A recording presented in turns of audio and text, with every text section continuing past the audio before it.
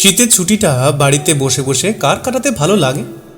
এমনিতে তো আমি আর ব্যোমকেশ বিভিন্ন কাজে এখানে ওখানে যাই, কিন্তু সেগুলো বেশিরভাগই কোনো না কোনো তদন্তের খাতিরে। তাই জায়গাগুলো ভালো মতো ঘুরে দেখার আর সময় হয় না।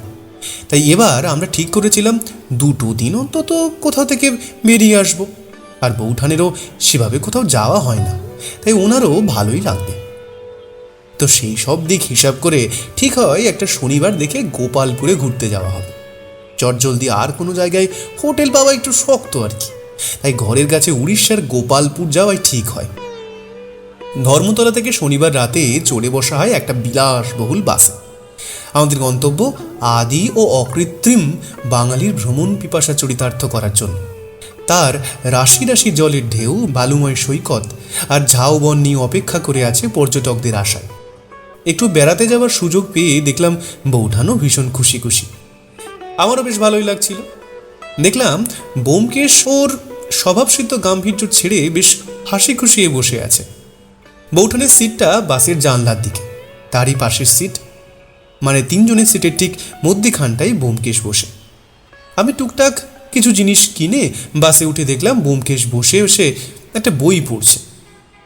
এবং অন্য একটি পরিবারও চোখে পড়লো আমার, যারা নিতান্ত সপরিবারের ছুটি ভোগের জন্য হয়তো বার হয়েছে। পরিবারের কর্তা, তাঁর গিন্নি, এক ছেলে আর 2 মেয়ে। ছেলেটা বেশ দুরন্ত, ছটফটে, বয়স 10-11-র মধ্যে, আর মেয়ে দুটির বয়স একটু বেশি, একজনের 24-25 আর একজন ওই 17-18 হবে। বাসে উঠে থেকে বেড়াতে যাবার উত্তেজনায় হট্টগোল বাঁধিয়ে ফেলেছিলেন একেবারে।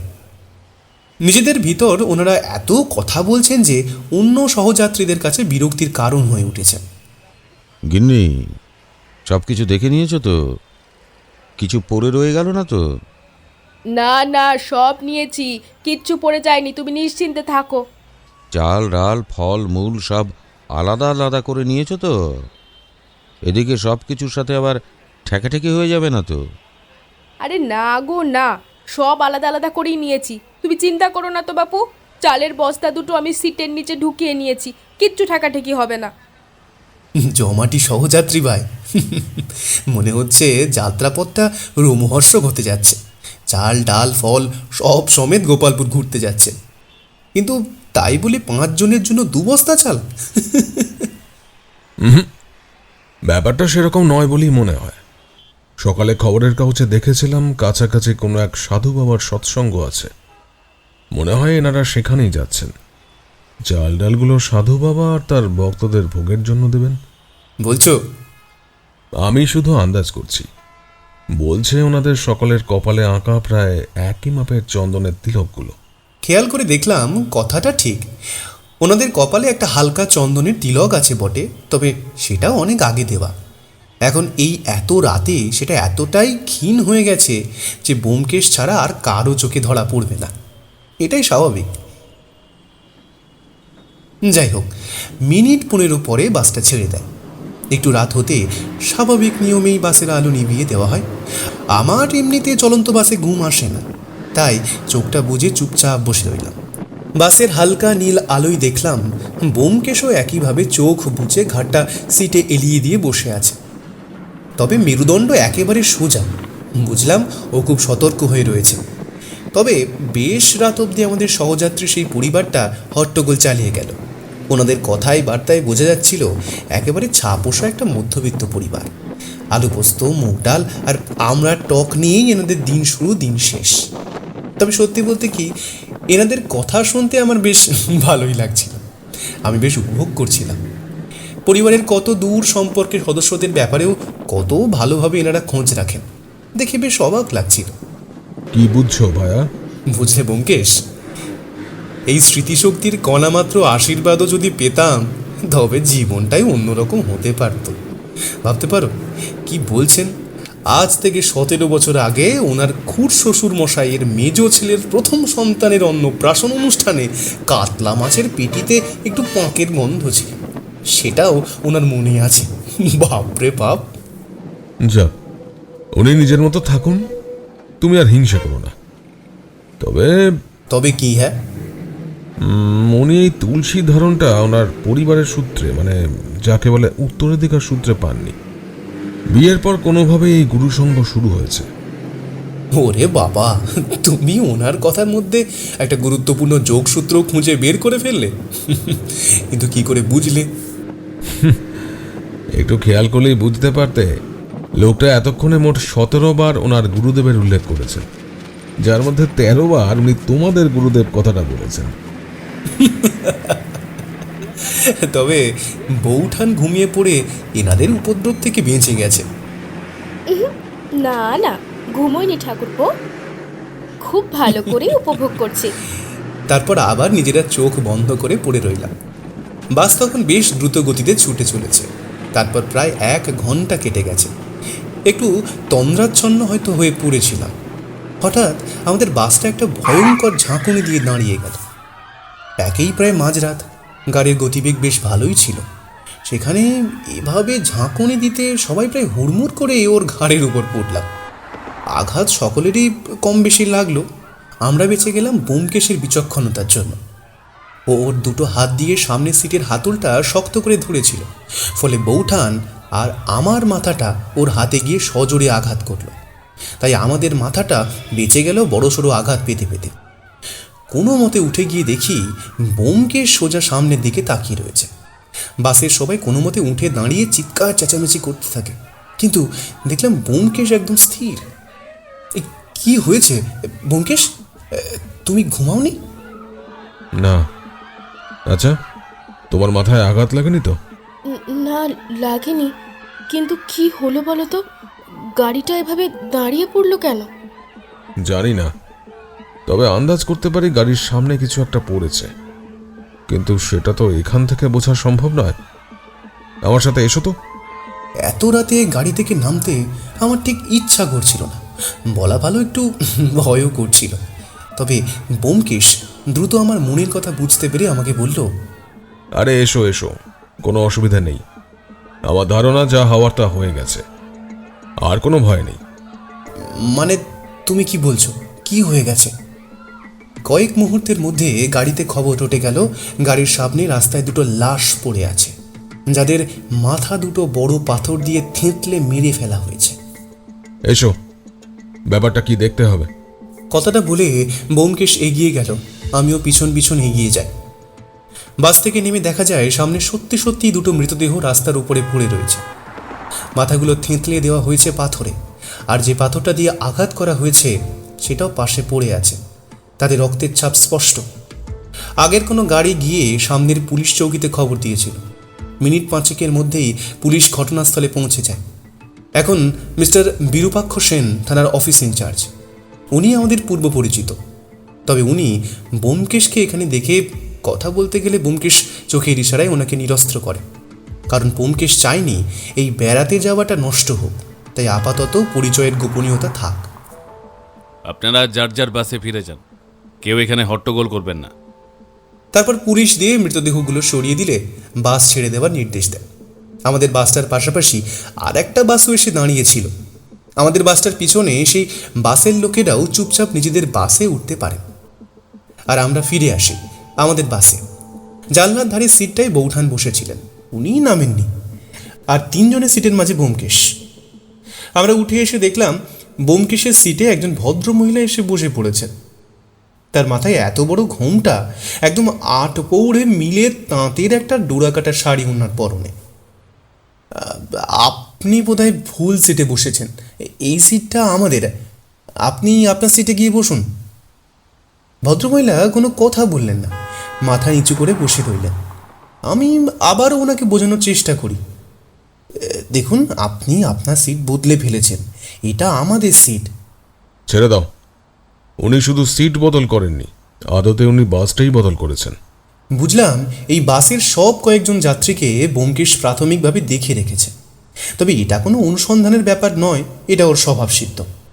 তাই ও ওনাকে দেখেই বুঝতে পেরেছে উনি এই বাসের যাত্রী নন। এখন আর কথা বাড়িও না, তাতে অশান্তি বাড়বে বই কমবে না। চলো আমরা পিছনের দিকে সিটে চলে যাই। আর সত্য, যেমন আছো বসো, তবে একটু সাবধানে থেকো। আমরা তাই করলাম। তবে সারা রাত আর আমাদের ঘুম এলো না। একটা প্রশ্ন আমার মাথায় উঁকি দিচ্ছিল, তাই না জিজ্ঞেস করে পারলাম না। আচ্ছা ব্যোমকেশ, তুমি কি সজাগ আগে থেকেই ছিলে? না হলে তুমি আমার আর বউঠানের মাথার সামনে আগে থেকেই ওভাবে হাত দিয়ে আগলে রাখলে কি করে? ব্যোমকেশ কিছু বলল না, কথাটা এড়িয়ে গেল, শুধু খুব আস্তে আস্তে বলল, বুঝলে, একটা কথা আছে না, ঢেকি স্বর্গে গেলেও ধাম ভানে। কথাটা কিছুটা হলেও সত্যি। আমি কথাটা বুঝতে পারলাম, কিন্তু কিছু বললাম না। ব্যোমকেশ আসল কথাটা এড়িয়ে গেল, কিন্তু ততক্ষণে আমাদের সেই সহযাত্রীরা পূর্ণ উদ্যমে আবার বকর বকর করা চালিয়ে যেতে শুরু করেছেন। আর আমাদের গাড়িটা আবার চলতে শুরু করলেও আর সেভাবে গতি বাড়ায়নি। এভাবে হয়তো কিলোমিটার 5 এসেছিলাম, গাড়িটা আবার ঝাঁকুনি দিয়ে দাঁড়িয়ে পড়ল। খুব অবাক করার মতো ব্যাপার হলেও এবারেও সেই একই ঘটনা। রাস্তার ওপর দুটো মৃতদেহ পড়ে রয়েছে, বোঝা যাচ্ছে এদেরও একইভাবে খুন করা হয়েছে। একটা মাঝারি মাপের পাথর খণ্ড দিয়ে মেরে মাথা থেঁতলে দেওয়া হয়েছে, আর এবারেও সেই পাথর খণ্ডটা মৃতদেহগুলোর পাশেই পড়ে আছে। তবে এবারের ঘটনায় বাসের সব যাত্রীদের মধ্যে একটা ভয়ের পরিবেশ তৈরি হলো। সবাই প্রায় নিজেদের ভিতর এটা নিয়েই কথা বলতে থাকেন। তবে এবার আর বেশি লোক বাস থেকে রাস্তায় নামেননি। ব্যোমকেশ আর আমি আর গুটি কয়েক লোক ছাড়া আর কেউই বিশেষ নামেননি। মিনিট 15 পর যখন আমরা বাসে ফিরে এসে পিছনের দিকে আমাদের বসা সিটগুলোতে ফিরে যেতে গেলাম, তখন খেয়াল করলাম বউঠানের পাশে বসা সেই ঘোমটা দেওয়া ভদ্রমহিলা ওই সিটটাই আর নেই। আমি চাপা গলায় ব্যোমকেশের দৃষ্টি আকর্ষণ করতে গেলে দেখি ব্যোমকেশও ব্যাপারটা আগেই খেয়াল করেছে। ও আমাকে উত্তর করলো, ভেব না, ঠিক সুযোগ বুঝে নেমে গেছে।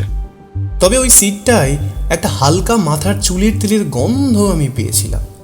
গন্ধটা শুঁকতে যেতেই ব্যোমকেশ আমাকে বলল, নবরত্ন হিমবন্ত কেশবটিকা। বুঝলাম ব্যোমকেশও গন্ধটা খেয়াল করেছে, তাই আর কিছু বললাম না। যাক, গোটা রাস্তায় আর সেরকম কোনো বিপদ হয়নি। আমরা ভোর রাতের দিকে গোপালপুর পৌঁছে যাই। যে উদ্দেশ্যে আমাদের আসা, সেই নিখাত বেড়ানোর সুযোগ কতটা পাবো জানি না, তবে আমরা ওখান থেকে দুটো রিক্সা নিয়ে এগিয়ে গেলাম অমরাবতী পার্কের দিকে। ওখানেই একটা হোটেলে আমাদের থাকার ব্যবস্থা হয়েছে। হাতে গরম চায়ের পেয়ালা নিয়ে এসে দাঁড়ালাম বাইরের করিডোরে। দেখি ব্যোমকেশ আগে থাকতেই দাঁড়িয়ে আছে আর হোটেলের ম্যানেজার বাবুর সাথে কথা বলছে। আমি আসতে উনি আমাকেও গুড মর্নিং উইশ করে কথা বলতে লাগলেন। তবে ওনার সকালে অনেক কাজ থাকে, তাই বেশিক্ষণ দাঁড়াতে পারলেন না, ওনার অফিসে ফিরে গেলেন। বুঝলে ভায়া, বিরূপাক্ষ সেন একটু আগে ফোন করেছিলেন। আমরা এখানে আসছি উনি জানতেন? জানতেন। আমি গতকাল রাতে বলেছিলাম, আর সঙ্গে সঙ্গে হোটেলের নামটাও বলে দিয়েছিলাম। ফোন নাম্বার উনি নিজেই খুঁজে নিয়েছেন। কাল রাতে ওই রাস্তার ওপর যে 4-4টে একই রকম খুন হয়েছে, তাই আমাদের সাহায্য ওনার প্রয়োজন হতে পারে, সেটা আন্দাজ করেই আমি বলে রেখেছিলাম। কিন্তু এখানে তো 2 দিন একটু ছুটি কাটানোর জন্য। তোমাকে বলেছিলাম না, প্রবাদ আছে, ঢেঁকি স্বর্গে গেলেও ধান ভানে। আমরা দুজনেই হেসে উঠলাম। আগে আপনারা কলকাতায় থাকেন? হঠাৎ পিছন থেকে একটা অপরিচিত কণ্ঠ শুনে চমকে উঠলাম। গতকাল রাতে বাসের সেই বাক্যবাগীশ ভদ্রলোক। বুঝলাম ভদ্রলোক আমাদের দেখে চিনতে পারেননি, যে আমরা ওনার সাথে একই বাসেই এসেছি। হ্যাঁ, কলকাতায় থাকি। কিন্তু কেন বলুন তো? আরে ভীষণ বিপদে পড়ে আপনার কাছে এসেছি মশাই। আমি আসলে একটু সাহায্যের আশায় এসেছিলাম। দেখলাম এই হোটেলের ম্যানেজার আপনাকে বেশ সম্মানার্থী করছিল, তাই আমি আপনার কাছে এলাম। যদি আমার একটা উপকার করেন। হ্যাঁ, আমরা আগে এখানে এসেছি। ম্যানেজার সাহেব অতি ভদ্রলোক, তারপর আমাদের পূর্ব পরিচিত, তাই একটু কথা বলছিলাম, আর কিছু না। কিন্তু আপনার আমাকে কি কারণে প্রয়োজন বলুন তো? আর বলবেন না মশাই, আমার এক দূর সম্পর্কের আত্মীয় কাজ করে কলকাতা পুলিশে, কনস্টেবল, লালবাজারে পোস্টিং, নাম রঞ্জন মুখার্জি। ওকে একবার ফোন করতাম, তো এখানকার ম্যানেজার বাবুর রুম থেকে যদি ওকে একটা ফোন করা যায়, তাই আর কি। আপনি যদি একটু বলে দেন।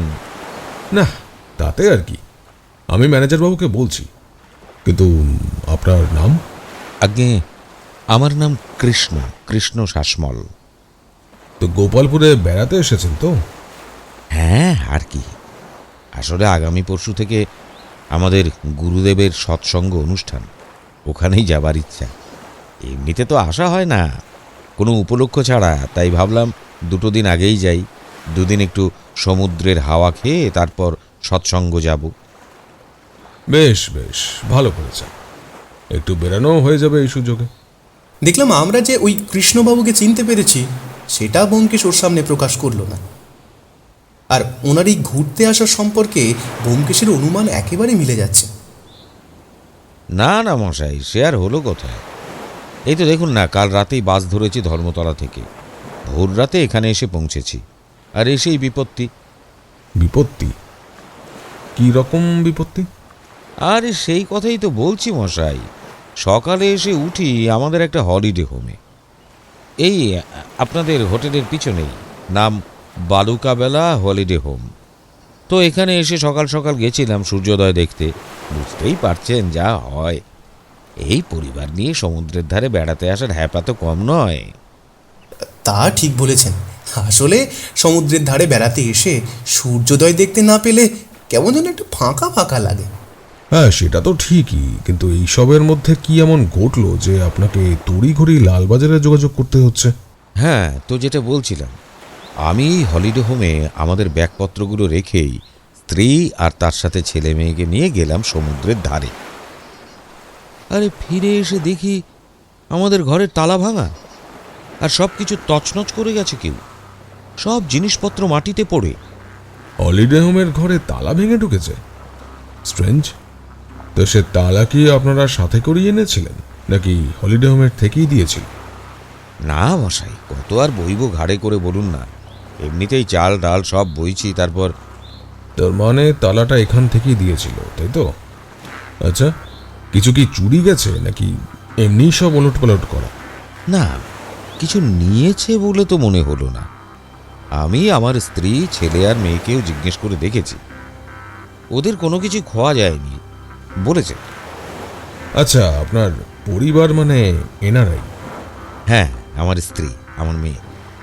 ও বড়, এই 18 বছরে পড়বে আর কি, এই সামনের পৌষে। আর ছেলে, ওর বয়স 13। আমি ওনার কথাটা শুনে ব্যোমকেশের দিকে জিজ্ঞাসু দৃষ্টিতে তাকালাম, কারণ বাসে ওনাকে যখন দেখেছি তখন ওনার সাথে আরও একটি মেয়ে ছিল। তার কথা এখন কৃষ্ণ বললেন না। বুঝলাম ব্যোমকেশ ব্যাপারটা লক্ষ্য করেছে, কিন্তু ও আপাতত কিছু বলল না। আচ্ছা কৃষ্ণবাবু, আপনার কাছে কি এমন কিছু থাকতে পারে যেটা হয়তো চুরি করে নিয়ে যাওয়ার প্রয়োজনীয়তা নেই, শুধু দেখে নিলেই হবে? যেমন ধরুন কোনো নকশা, কোনো নম্বর বা ওই জাতীয় কিছু?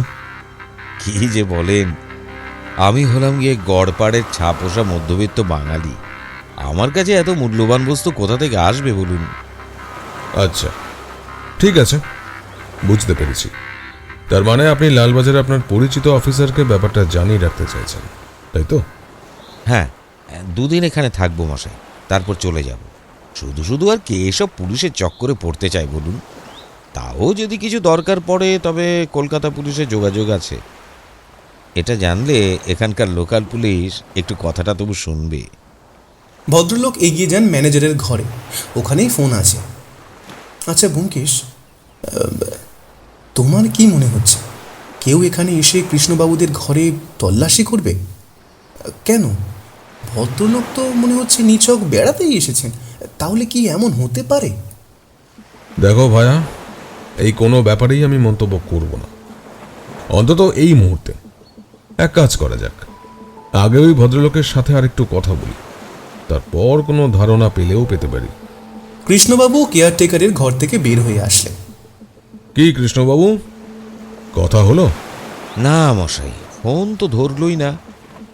হয়তো দেখুন নাকে সর্ষের তেল ঢেলে ঘুমোচ্ছে। সরকারি চাকুরে, তারপর আজ তো রবিবার, ঘুমোচ্ছে নিশ্চয়। আচ্ছা কৃষ্ণবাবু, আপনি যদি কিছু মনে না করেন তবে কি হলিডে হোমে আপনার ঘরটা একবার আমরা দেখতে পারি? না মানে আপনার যদি কোনো আপত্তি না থাকে তাহলে। আপনারা দেখবেন তা দেখুন না, কি আর অসুবিধা আছে? সে তো লোকাল পুলিশকে খবর দিলেও তারাও ওই একই কাজ করবে। আচ্ছা ঠিক আছে, তবে চলুন আপনার হলিডে হোমে। কি নাম আপনার হলিডে হোমটার? Balukabela holiday home. আমাদের আশ্রমের কৃষ্ণসেবা ট্রাস্টের অধীনে এই হলিডে হোম। এই তো আপনাদের হোটেলের থেকে বেরিয়ে এই পিছনের দিকটায়। ওরে বাবা, আপনার নামের মতো হলিডে হোমের নামেও কৃষ্ণ। আপনি তো মশাই কৃষ্ণ প্রেমে লীন মানুষ বলে বোধ হচ্ছে। তো এই নাম মিলিয়ে কি হলিডে হোম বুক করেছেন নাকি? হ্যাঁ, সে যা বলেছেন আপনি, তবে আমার মনে হয় ব্যাপারটা সেরকম নয়। আপনাদের সৎসঙ্গে নিজস্ব হলিডে হোম এটি। শুধুমাত্র ওই ধর্মীয় সম্প্রদায়ের যারা এখানে আসেন তাদেরই এখানে থাকতে দেওয়া হয়, অন্য কাউকে দেওয়া হয় না। আর ওই ধর্মীয় পরিবারের নামেই আশ্রম আর এই হলিডে হোম। কি তাই তো কৃষ্ণবাবু? একদম সঠিক কথা বলেছেন আপনি। আপনার বুদ্ধির তারিফ না করলেই নয়। না না না না, এটা খুব একটা কঠিন নয়, কিছুটা উপস্থিত বুদ্ধির প্রয়োগ বলতে পারেন। আমরা কথা বলতে বলতে হলিডে হোমের দরজায় পৌঁছে গিয়েছিলাম। আমাদের হোটেলের ঠিক পিছনে ওখানে একজন কেয়ারটেকার সবসময় থাকেন। নাম বললেন সদানন্দ ব্রহ্মচারী। উনি ওই মঠেরই সদস্য। এখানে এই হলিডে হোমের উনি দায়িত্বে আছেন। কৃষ্ণবাবুর সাথে আমাদের ঢুকতে দেখে হেসে এগিয়ে এলেন। প্রতি নমস্কার মিটিয়ে আমরা কৃষ্ণবাবুর ঘরে গেলাম। আর সদানন্দ ব্রহ্মচারী ওনার কিছু কাজ মিটিয়ে নেওয়ার কথা বলে অফিস রুমে চলে যেতে উদ্যোগী হলেন। আচ্ছা সদানন্দবাবু, আপনার এখানে তো দেখছি বেশ ভালোই ভিড়। এরকম কি সারা বছরই থাকে নাকি নাকি এই সৎসঙ্গের অনুষ্ঠানের জন্য এত ভিড় হয়েছে? না না, এই তো আমাদের এই সম্মেলন আছে আগামী পরশু থেকে, তার জন্যই এই ভিড়। না হলে সারা বছর দিনে একটা কি বড় জোর দুটি পরিবার আসে। আসলে আমাদের সম্প্রদায় থেকে দীক্ষিত না হলে তো এখানে থাকার অনুমতি মেলে না, তাই সেরকম লোকও আসে না। এখন কে কে আছেন তার একটা তালিকা পাওয়া যেতে পারে কি? নিশ্চয়ই, কেন পাওয়া যাবে না? আমি এক্ষুনি এনে দিচ্ছি। সাথে আপনি আমার ঠিকানাটাও নিয়ে রাখবেন। যদি আমাদের কোনো গুরু ভাই বেড়াতে আসতে চান তাহলে স্বচ্ছন্দে আমাদের এখানে আসতে বলবেন, আমাদের খুব ভালো লাগবে। সে তো ঠিকই আছে সদানন্দবাবু, কিন্তু আপনার এখানে এখন কে কে আছেন সেটা জানা যে আমার ভীষণ দরকার। ওই যে 1 নম্বর ঘরে বৃশ্চিকেশ সেন আর ওনার পরিবার, আর 2 নম্বরে ব্রতীন্দ্রনাথ মুখার্জি, 3 নম্বরে ত্রিলোচন রায়, আর এভাবে নয়, এভাবে নয়, আমাদের মনে থাকবে না। আপনি একটা কাগজে পরিষ্কার করে লিখে দিন দয়া করে। সদানন্দ ব্রহ্মচারী চলে গেলে আমরা কৃষ্ণবাবুর ঘরে গিয়ে ঢুকলাম। একপাশে ওনার স্ত্রী ছেলে মেয়ে দাঁড়িয়ে। বোঝাই যাচ্ছে ওনারা বেশ ভয় পেয়ে আছেন। তবে ওনারা তখনও ব্যাগপত্র সেভাবে কিছু খোলেননি, শুধুমাত্র ব্যাগগুলো রেখেই সমুদ্রে গেছিলেন। কিন্তু তাও ওনাদের ব্যাগগুলো তখনও মাটিতে পড়ে আছে, আর কিছু ওনারা তুলে এনে আবার গুছিয়ে নিয়েছেন। আচ্ছা কৃষ্ণবাবু, আপনি তো বলছেন আপনাদের সেরকম কিছু খোয়া যায়নি। না, আমি তো সেরকম কিছু দেখতে পাইনি। একটা কথা বলুন, এরকম কি কিছু আছে যেটা আপনি সমুদ্রের ধারে যাওয়ার সময় সঙ্গে করে নিয়ে গিয়েছিলেন? সাথে করে আর কি নিয়ে যাব বলুন মশাই? এই মানি পার্সটা ছিল, ওটাই বুক পকেটে করে নিয়ে গিয়েছিলাম। বলা তো যায় না কোথায় কি চাঁদা চেয়ে বসে, তার উপর ছোট ছেলে, বায়না করলেই হলো। ওতে কি আছে একটু দেখাবেন? কি আর থাকবে, এই তো দেখুন না। কৃষ্ণবাবু ওনার মানি পার্সটা আমাদের সামনে খুলে ধরলেন। দেখলাম তাতে বেশ কয়েকটা 20 টাকার নোট আর 100 টাকার নোট যত্ন করে ভাঁজ করে রাখা, আর তার পাশে কিছু একটা টিকিটের মতো জিনিস, এক গোছা। এগুলো এগুলো কি লটারির টিকিট? আরে না না, লটারি না, এটা সৎসঙ্গের চাঁদার কুপন। চাঁদার কুপন? হ্যাঁ, আমরা তো এই প্রতি মাসে মাসে আমাদের সভ্যদের টাকা পাঠিয়ে দিই, আর আশ্রমের অফিস থেকে আমাদের সেই টাকার একটা করে প্রাপ্তি স্বীকার করে বিল পাঠিয়ে দেয়। এই দেখুন না, দেখুন, প্রতি মাসে 5 টাকা করে, আর এই শেষের মাসেরটা 10 টাকা। সৎসঙ্গের অনুষ্ঠানের অনুদান আরও 5 টাকাটা ধরে এই মোট 10 টাকা। ব্যোমকেশ ওই বিলগুলো হাতে নিয়ে উল্টে পাল্টে দেখতে লাগলো, আর তার ঠিক 1-2 মিনিট পরেই সে বলে উঠল, আচ্ছা কৃষ্ণবাবু, আপনি তাহলে এই 2 লক্ষ টাকাটা কেন দিয়েছেন 17ই জুলাই তারিখে? কৃষ্ণ প্রায় আকাশ থেকে পড়ে। 2 লক্ষ টাকা অনুদান? কি বলছেন মশাই? অত টাকা তো কোনোদিন চোখেই দেখিনি। আশ্রমে অনুদান কি দেব? ব্যোমকেশ ওই কুপনের গোছার মধ্যে থেকে একটা কুপন বের করে ওনার দিকে এগিয়ে ধরে। তাতে পরিষ্কার লেখা রয়েছে কৃষ্ণবাবু 2 লক্ষ টাকা ওই সৎসঙ্গ কমিটিতে দান করেছেন। তাহলে এটা কি কৃষ্ণবাবু?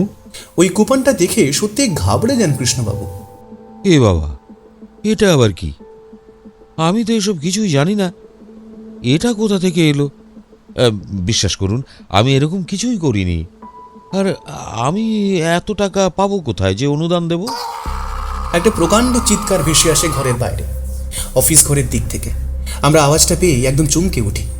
এটা তো সদানন্দ ব্রহ্মচারীর গলার আওয়াজ। উনি বলেছিলেন এই মুহূর্তে হলিডে হোমে কারা কারা আছে তাদের একটা তালিকা নিয়ে আসছেন। আমরা ছুটে ওনার অফিস ঘরের দিকে এগিয়ে গেলাম। গিয়ে দেখি সদানন্দ মাটিতে পড়ে আছে, আর ওনার মাথায় একটা বড় পাথর দিয়ে আঘাত করা হয়েছে। মাথা ফেটে রক্ত গড়িয়ে পড়ছে। আমাদের সামনেই কয়েকবার নড়ে উঠে স্থির হয়ে যান সদানন্দ। বোঝাই যাচ্ছে আততায়ী ঠিক কালকের মতো করে এনাকেও শেষ করে দিয়েছে। ওনার হাতে একটা কাগজ তখনও ধরা, যাতে ওই মুহূর্তের হলিডে হোমের বাসিন্দাদের নাম আর ঠিকানা লেখা। ব্যোমকেশ সকলের অলক্ষ্যে সেই কাগজটা সদানন্দের হাত থেকে নিয়ে নিজের পকেটে রাখে। আপাতত আমাদের কিছু করার নেই, পুলিশ এসে যা করার করবে। প্রায় আধ ঘন্টার মধ্যে বিরূপাক্ষ সেন এসে হাজির হলেন।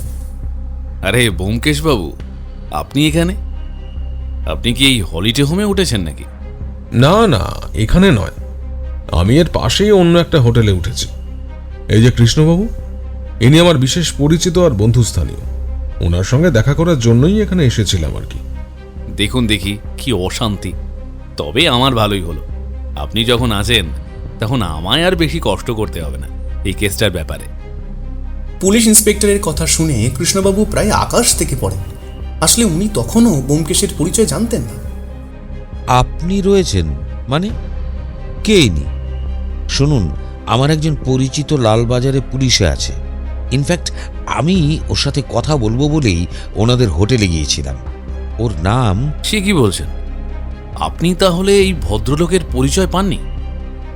ইনি স্বনামধন্য সত্যান্বেষী শ্রী ব্যোমকেশ বক্সী, আর উনি ওনার ওয়াটসন সাহেব অজিত বাবু।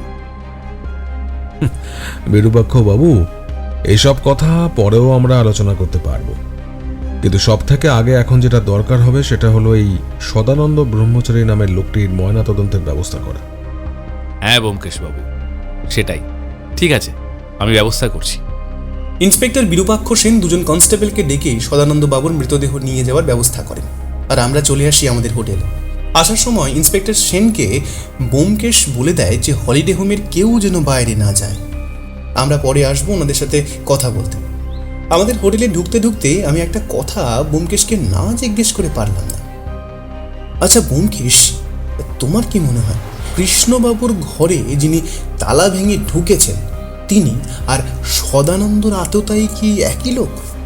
সেটা এখনই বলার সময় আসেনি, তবে তুমি কি একটা জিনিস খেয়াল করেছো? নবরত্ন হিমবন্ত বটিকা তো? একদম। কাল রাতের বাসের সেই অজ্ঞাত পরিচয় ভদ্রমহিলার মাথার তেলের গন্ধ সদানন্দর অফিস ঘরে বেশ ভালো রকমই ছিল। তাই আমার বিশ্বাস আততায়ী ওই হলিডে হোমেই আছে। তাহলে আমরা এখন চলে এলাম কেন? এই সময়টা তো অপরাধীর তথ্য প্রমাণ লুপ্ত করতে কাজে লাগাতে পারে। না, আমার ধারণা ঠিক উল্টো। এই সময়টায় কি করা উচিত সেটা অপরাধীর পূর্ব পরিকল্পিত নয়। সে জানতো না হঠাৎ আমরা ওখানে গিয়ে পড়ব, তাই এই সময় তার কিছু না কিছু ভুল করার সম্ভাবনা বেশি। বুঝলাম। তবে ব্যোমকেশ, একটা জিনিস দেখো, যে তালিকাটা সদানন্দ তৈরি করেছিল তোমাকে দেবে বলে ওটা কিন্তু ঠিক নয়, ওটা নকল করা হয়েছে। কেন? এটা তোমার কেন মনে হলো? দেখো, কোনো কারণ নেই। সদানন্দ যখন মুখে বলেছিল তখন আমি মনে মনে আওড়াচ্ছিলাম। তখনই একটা অদ্ভুত মিল আমি খুঁজে পাই। দেখো, 3 নেত্র তো, আর নেত্র মানে কি? চোখ বা লোচন। অদ্ভুত কাকতালীয় মিল হলো 3 নম্বর ঘরে যিনি ছিলেন তার নাম ত্রিলোচন। বাহ, এটা তো ভালো বলেছ। হ্যাঁ, কিন্তু দেখো, মারা যাওয়ার সময় যে তালিকাটা সদানন্দর হাতে ছিল তাতে কিন্তু 3 নম্বরের নামটা অন্য। আমি কাগজটা হাতে নিতে নিতে ওইটুকু দেখতে পেলাম। পকেট থেকে তালিকার কাগজটা বের করে ব্যোমকেশ দেখে আমার অবজারভেশনটা ঠিক। 3 নম্বরের নাম সুকমল সিংহ। আচ্ছা, বুঝলাম। এর দুটো কারণ হতে পারে। এক, সদানন্দ বলার সময় ভুল করেছিল, আর 2, কেউ ইচ্ছে করে এই তালিকাটা উলটপালট করেছে। কিন্তু ব্যোমকেশ, এই কৃষ্ণবাবু ঘর তল্লাশি বা সদানন্দবাবুর খুন এসব কেন হচ্ছে কিছু বুঝতে পারছো? শুধু সদানন্দ খুন নয় ভাই, কাল গভীর রাতে রাস্তায় 4-4টে খুন, সেগুলো ভুলে গেলে? সেইগুলো এই কেসের সাথে কানেক্টেড বলছো? নিশ্চিত নই, তবে এদের সকলের খুনের পদ্ধতি কিন্তু এক। মাথায় ভারী পাথর দিয়ে আঘাত করা, সেটা মিলিয়ে বলছি। আচ্ছা আচ্ছা, আমরা আবার হলিডে হোমে কখন ফিরে যাব? মানে ওনাদের তো জিজ্ঞাসাবাদ করতে হবে তো। যাব। আপাতত পুলিশ ওদের কাজ করুক, আমরা তারপর যাব। আরে বাবা, আমরা তো বেড়াতে এসেছি নাকি? চলো তো, আগে পরিচ্ছন্ন হয়ে একটু সমুদ্রের হাওয়া খেয়ে আসি, তারপর যাচ্ছি। আমি আর কি বলবো, কর্তার ইচ্ছাতেই তো কর্ম। তাই বললাম ঠিক আছে, যা তুমি ভালো বোঝো। আমরা আমাদের হোটেলে ফিরে এসে ফ্রেশ হয়ে সমুদ্রের ধারে ঘুরে এলাম। আজ সমুদ্রের দিক থেকে বেশ জোরে হাওয়া বইছিল, সমুদ্রের ঢেউগুলো বেশ উত্তাল। বৌঠান যদিও একটু বোল্ডার পেরিয়ে জলে নামতে চাইছিল, কিন্তু ব্যোমকেশ ওকে বারণ করলো। সত্য, আজ আর বোল্ডারে নেব না, কাল পরশু তো আমরা আছি, তখন না হয় জলে নামা যাবে। বৌঠান একটু অখুশি হলেও কিছু বলল না, কারণ আমি বা বৌঠান দুজনেই খেয়াল করে দেখেছি যে ব্যোমকেশ ভীষণ চুপচাপ। যদিও মুখে বলছে না, কিন্তু ও খুব গভীরভাবে কিছু একটা ভাবছে। সমুদ্রের ধার থেকে হোটেলে ফিরে আমরা মুখ ধুয়ে রেস্টুরেন্টে খেতে গেলাম। গরম গরম হিঙের কচুরি আর ছোলার ডাল। সত্যি বলতে কি, এতক্ষণে আমাদের মনে হচ্ছিল আমরা বেড়াতে এসেছি। আমরা তখন সবে 1-2 করে কচুরি পেটে চালান করেছি, হই হই করে ইন্সপেক্টর সেন এসে হাজির। প্রথমেই একটা ব্যাপার বলি ব্যোমকেশবাবু, আপনার সন্দেহ একদম সঠিক। গতকাল রাতে যে 4 জন লোক খুন হয়েছেন তারা সকলে ওই সৎসঙ্গের সদস্য। এদের সবারই কলকাতায় বাড়ি, পেশায় কেউ চাকুরিজীবী তো কেউ ব্যবসায়ী। গতকাল সন্ধ্যায় ওনারা ওনাদেরই এক বন্ধুর গাড়িতে গোপালপুরের উদ্দেশ্যে রওনা হয়ে যান। ওনাদেরও উদ্দেশ্য ছিল গোপালপুরে 2 দিন কাটিয়ে পরে ওনাদের সৎসঙ্গে যোগ দেওয়া, কিন্তু রাস্তায় ওনাদের ওই অবস্থা হয়। বুঝলাম। আচ্ছা, ওনাদের পরিবারের সাথে কথা বলা গেছে? হ্যাঁ, গেছে। সকলেই মানসিকভাবে বিপর্যস্ত। তার মধ্যেও যেটুকু জানতে পেরেছি, ওনাদের বক্তব্য মোটামুটি এক। যদি ওনাদের 4 জনেরই মৃত্যু হয়ে থাকে, তবে গাড়িটা চালাচ্ছিল কে, সেটা কিছু জানতে পেরেছেন? দেখুন, সেটা জানা এমন কিছু ব্যাপার নয়। ওনারা সকলেই যথেষ্ট প্রতিষ্ঠিত মানুষ, তাই গাড়ি ড্রাইভিং ওনারা সবাই জানেন, এটাই স্বাভাবিক। তবে ওনাদের মধ্যে একজন, নামটা কি যেন, নাম, হ্যাঁ, ত্রিলোচন রায়। উনি শুধু ড্রাইভিং জানতেন না, উনি পেশায় একজন ব্যারিস্টার, কলকাতায় ভীষণ নামডাক। আর সবথেকে বড় কথা হলো, যে 5 জন গাড়ি নিয়ে রওনা হয়েছিলেন তাদের মধ্যে উনি ছাড়া বাকি সকলের দেহ পাওয়া গেছে, শুধু ওনারই কোনো হদিশ এখনো পর্যন্ত পাওয়া যায়। সেটাই স্বাভাবিক। কিছু বললেন? না, কিছু বলিনি, আপনি বলতে থাকুন। দেখুন, উনি যখন ওই 4 জনের মধ্যে ছিলেন না আর গাড়ি চালাতেও পারতেন না, তখন ওখানেই কোথাও পড়ে থাকতে পারে। এখন জীবিত না মৃত সেটা বলতে পারবো না। আর সেই সাথে গাড়িটাও পাওয়া গেছে দ্বিতীয় হামলার আশেপাশেই। আপনি লোকাল থানাকে বলুন একবার খোঁজ করে দেখতে, যদি ওনাকে খুঁজে পাওয়া যায়। জীবিত অবস্থায় পেলে খুব ভালো, ওনার জবানবন্দি খুব দরকারি, ওই দিন কি হয়েছিল সেটা বোঝার জন্য। একটা ব্যাপার কিছুই ধারণা করতে পারছেন যে এই সব কিছু কেন হচ্ছে? আর এই ত্রিলোচন বাবুকে এখন কোথায় পাই বলুন তো? দুর্ঘটনার জায়গা দুটোতে খুঁজে দেখতে বলুন। তবে আমার মন বলছে ওনাকে আপনাকে খুঁজতে হবে না, উনি নিজেই আপনার কাছে এসে ধরা দেবেন। কারণ যত বেশি সময় উনি গা ঢাকা দিয়ে থাকবেন, তত ওনারই বিপদ। বলছেন উনি গা ঢাকা দিয়েছেন? আচ্ছা ব্যোমকেশবাবু, আপনার কি মনে হয় উনি ওনার বাকি 4 সহযাত্রীকে খুন করেছেন আর তারপর গা ঢাকা দিয়েছেন? একদম নিশ্চিত করে বলছি না, তবে আমার সন্দেহটা অন্য জায়গায়। আমাকে আগামীকাল একবার একটা জায়গায় যেতে হবে। আমার ইচ্ছে আপনিও আমাদের সাথে চলুন, তবে তার আগে আমাদের সেই জায়গা সম্পর্কে যাবতীয় তথ্য প্রমাণ খুঁজে বের করতে হবে। আর সেটা আপনাকেই করে দিতে হবে ইন্সপেক্টর সেন। বলুন কোন জায়গা সেটা? আগামী পরশু সৎসঙ্গ অনুষ্ঠান আয়োজিত হতে যাচ্ছে, তার যাবতীয় তথ্য আমার চাই। ইন্সপেক্টর সেন একটু মাথা নাড়েন। হয়ে যাবে, কোনো সমস্যা নেই। আমি ওখানকার লোকাল থানায় জানিয়ে রাখছি। ওখানকার ওসি আমার পরিচিত, আমি ওকে বলে দিচ্ছি। আপনি কখন যেতে চান বলুন। কাল সকালেই আমরা রওনা দেব। আর হ্যাঁ, একটা গাড়িও লাগবে, মানে যদি আপনার অসুবিধা না হয় আর কি। আরে কি বলছেন, সব ব্যবস্থা হয়ে যাবে। তাহলে কাল ঠিক সকাল 7টায় আমরা রওনা দিচ্ছি, ঠিক আছে? ঠিক আছে, তবে তার আগে ওখানকার ইনফরমেশন যা পাবেন আমাকে জানাবেন কিন্তু। নিশ্চয়ই নিশ্চয়ই জানাবো। এই কথা বলে ইন্সপেক্টর সেন চলে যান, আর আমরাও হোটেলে ফিরে আসি। একটু পরে আমরা আবার হলিডে হোমে যাব ঠিক হয়। ভালো লাগে না বাবা, 2 দিন বেড়াতে এসো শান্তি নেই। কোথায় এলাম, 2 দিন সমুদ্রের মুক্ত হাওয়া উপভোগ করব বলে, আর সেখানেও সেই খুন খারাপি। কি আর করব বলো, আমার তো মাঝে মাঝে মনে হয় এর জন্য আমি দায়ী। আমাকে দেখলেই দিক দিক থেকে খুনি আর অপরাধীরা এসে জড়ো হয়। আচ্ছা, একটা কথা বলো ব্যোমকেশ, এসব কেন হচ্ছে? মানে এতগুলো খুনের মোটিভটা কি কিছু আন্দাজ করতে পারছো? দেখো, সেটা ত্রিলোচন বাবুর সঙ্গে কথা না বললে বোঝা যাবে না, তাই ওনাকে জীবিত খুঁজে পাওয়াটা এই কেসের জন্য খুব গুরুত্বপূর্ণ। কিন্তু উনি যে এখনো বেঁচে আছেন সেরকম কোনো তথ্য প্রমাণ তো নেই। বরং ঠিক উল্টোটা, উনি যে মারা গেছেনই সেরকম কোনো তথ্য প্রমাণও তো নেই। তুমি ইন্সপেক্টর সেনকেও বললে শুনলাম। তুমি কি নিশ্চিত এই লোকটাই কালপ্রিট? না, আমি তা বলিনি।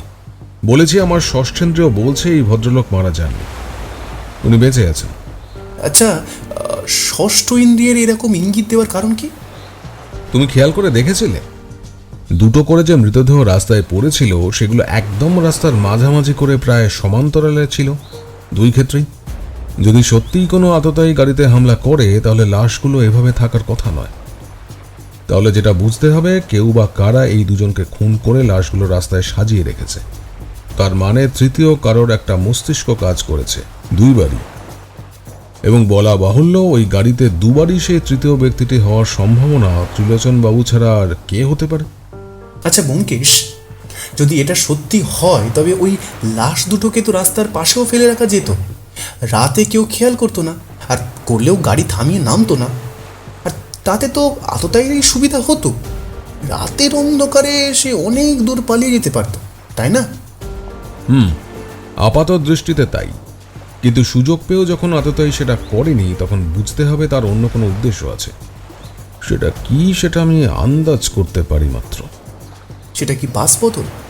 ব্যোমকেশ আমার তারিফ করে বলল, ঠিক বলেছ বন্ধু, তোমার চিন্তা পদ্ধতি একদম সঠিক পথে এগোচ্ছে। খুব ভালো, খুব ভালো। আমারও সেটাই মনে হয়।